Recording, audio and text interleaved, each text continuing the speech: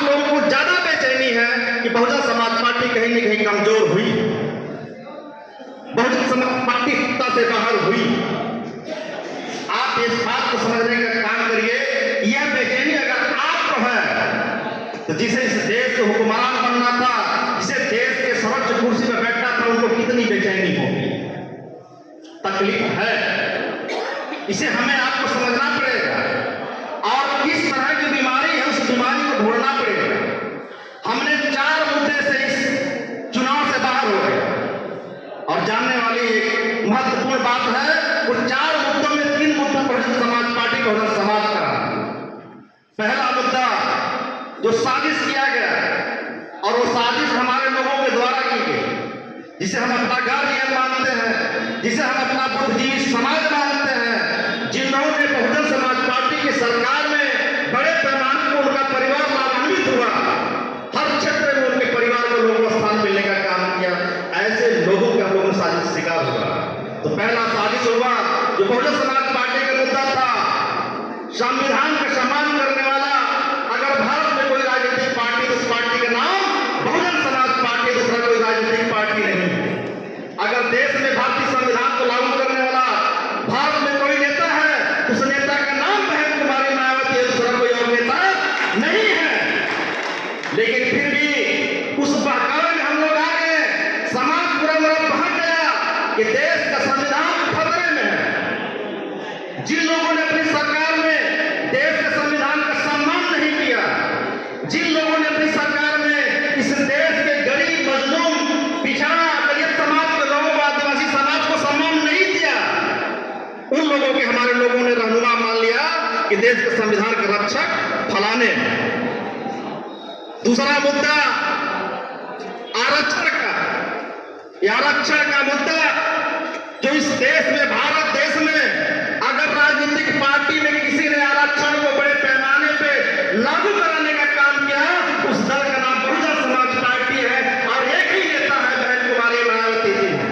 जिस आरक्षण के बल पे हमारे लोगों ने, अनुसूचित जाति, अनुसूचित जनजाति, पिछड़ा, अल्पसंख्यक लोगों ने लाभ लिया, उस जिन लोगों ने आरक्षण को अपनी सरकार को 2 मरोड़ को पेश करने का काम किया, चाहे आरक्षण की संस्कृति का मामला रहा हो, चाहे प्रमोशन का आरक्षण का मामला रहा हो, उन लोगों के हमारे समाज के लोगों ने रहनुमा मानने का काम किया, दूसरे साथी समाज को फंसाने का काम किया। तीसरा मामला, भारत में लोकतंत्र में सजग पारी अगर कोई है, कोई राजनीतिक दल है जो अपने सत्ता में लोकतंत्र का पालन करने का काम करती है, तो बहुजन समाज पार्टी बहन कुमारी मायावती करती है।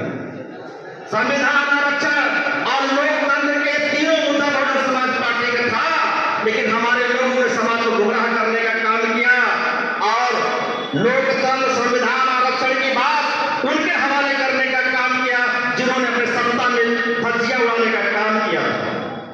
इस बात को समझना होगा, ये बड़ी बीमारी है। और चौथा मुद्दा जो सबसे बड़ा मुद्दा था, वह मुद्दा पूरे भारतवर्ष का था, वह मुद्दा था मोदी हटाओ। इस 4 मुद्दे पे हम लोगों का पतन हो गया। बड़े पैमाने पर साजिश हुए, हमारे लोगों को गुमराह किया गया और ऐसा प्रस्तुत किया गया कि अगर हम इनके साथ नहीं खड़ा होते हैं तो साथ भारत का पतन हो जाएगा, संविधान की बातें छोड़ दीजिए।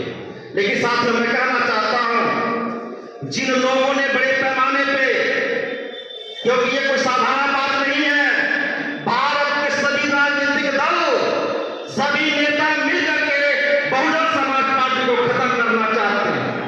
बहन कुमारी मायावती ताकत और लीडर को, प्रतिष्ठा को गिराना चाहते हैं और उसमें हमारा समाज फंस गया। वो सफल हो गए।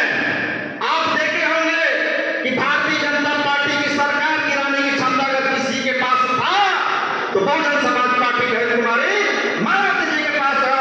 ये इतिहास है और परिणाम यह है कि इतना शक्तिशाली चुनाव लड़ने के बाद भी देश का स्पीकर तो छोड़ दीजिए, उप स्पीकर भी चुनने की इनकी क्षमता नहीं है। अगर आज बहुजन समाज पार्टी की स्थिति जो दूसरे नंबर की राजनीतिक पार्टी है उसके बराबर होती तो शायद भारत में मनवादियों की सरकार नहीं बन पाती। अगर देश के लोग इस बात को समझे होते कि बहन कुमारी मायावती के नेतृत्व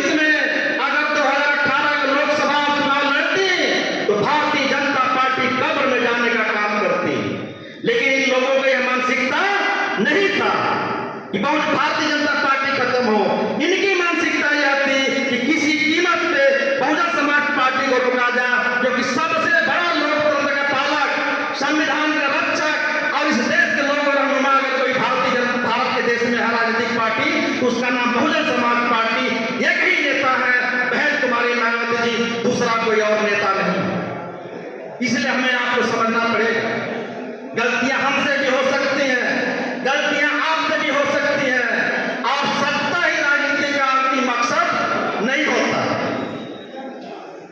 असल में अंतिम मकसद इस देश के सामाजिक परिवर्तन का।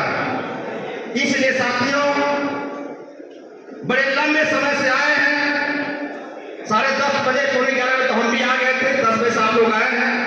मैं केवल आप लोगों के भरोसे हो सकता है, दूसरा और कोई परिवर्तन नहीं कर सकता है। इसलिए मैं आप सभी लोगों का